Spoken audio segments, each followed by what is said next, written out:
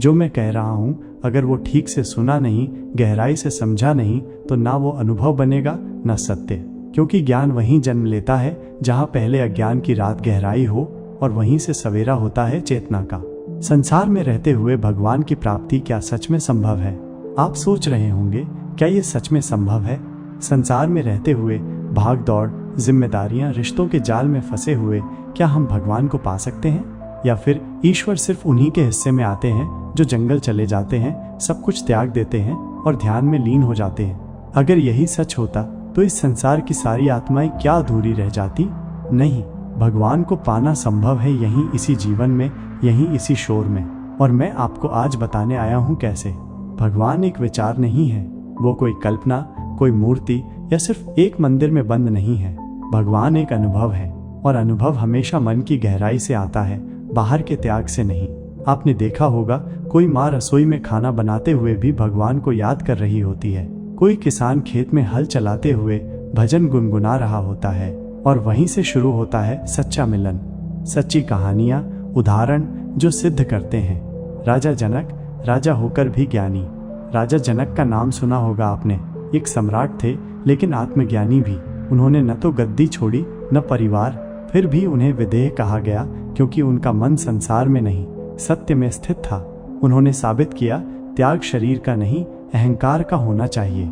लाहिड़ी महाशय, British job जोड़, spiritual master. 19वीं सदी के कोलकाता में एक व्यक्ति था, ब्रिटिश गवर्नमेंट में नौकरी करता था, परिवार संभालता था, लेकिन आत्मा से योगी था। नाम था लाहिड़ी महाशय। वो दफ्तर से लौटते और ध्यान में उतर जाते।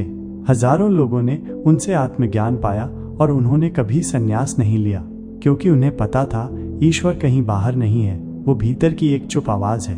संत तुकाराम, साधारण जीवन, असाधारण भक्ति।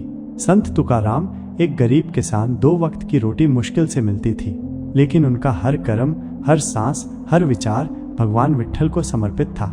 लोग हंसते थे, तिरस्कार करते थे, पर तुकाराम मुस्कुराकर कहते, मैं संसार से नहीं भागूंगा, मैं संसार को ही भगवान बना दूंगा। और उन्होंने ऐसा किया। उनकी भक्ति आज भी जिंदा है। संसार का सही अर्थ देखिए, संसार बुरा नहीं है, बुरे हैं हमारे मोह, लालच और भ्रम। संसार तो वो सुंदर रंगमंच है जहां आत्मा अभिनय कर रही है, और उसका अंतिम लक्ष्य है साक्षात्कार। हम सोचते हैं कि भगवान को पाने के लिए हमें सब कुछ छोड़ना पड़ेगा, लेकिन सच ये है कि हमें कुछ नहीं छोड़ना, सिर्फ खुद को पकड़ना है। वो मैं जो सब पर हावी है, जब वो मिटता है तभी वो प्रकट होता है।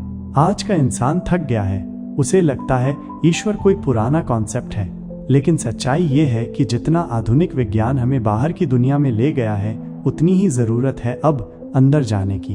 आप भागिए मत, जागिए। आप त्यागिए मत, तटस्थ बनिए। आप छोड़िए मत, समर्पण कीजिए। तो क्या भगवान को पाना संभव है संसार में रहते हुए?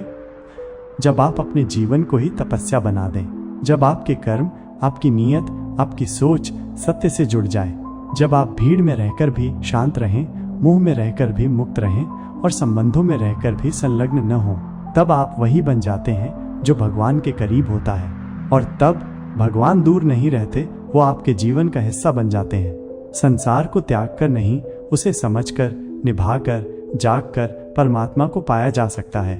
भगवान कोई कहानी नहीं, एक जीने का तरीका है। भगवान को पाना ही क्या अंतिम लक्ष्य है, या फिर उससे भी ऊंचा कुछ है? मुक्ति। मुक्ति यानी जन्म मृत्यु के चक्र से आजादी, दुख सुख के झूले से मुक्त होकर उस शाश्वत शांति में प्रवेश करना जो न बदलती है, न टूटती है। और ये मुक्ति कोई कल्पना नहीं, ये एक अनुभव है, एक स्थिति है जहां आप शरीर में रहते हुए भी भीतर से पूर्ण हो जाते हैं। तो ये मुक्ति का मार्ग क्या है? बहुत सरल लेकिन बहुत सच्चा। विवेक, डिसर्नमेंट, असत्य से सत्य की पहचान, वैराग्य, नॉन अटैचमेंट, मोह से दूरी लेकिन जीवन से नहीं भागना, शुद्ध आचरण, कर्म वही जो अंतर मन से जुड़ा हो, ध्यान और आत्मनिरीक्षण, बाहर से भीतर की यात्रा, साक्षी भाव, संसार में रहते हुए भी दर्शक बने रहना।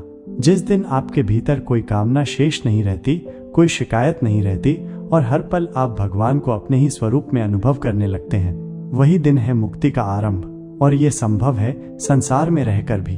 भगवान को पाना और मुक्ति को जीना ये दो अलग बातें नहीं हैं। भगवान को जब आप सिर्फ पुकारते नहीं बल्कि स्वीकारते हैं, तब आपकी आत्मा धीरे धीरे संसार के सारे बंधनों से स्वतः मुक्त हो जाती है। और यही है संसार में रहते हुए भगवान और मुक्ति दोनों को पा लेने की कला।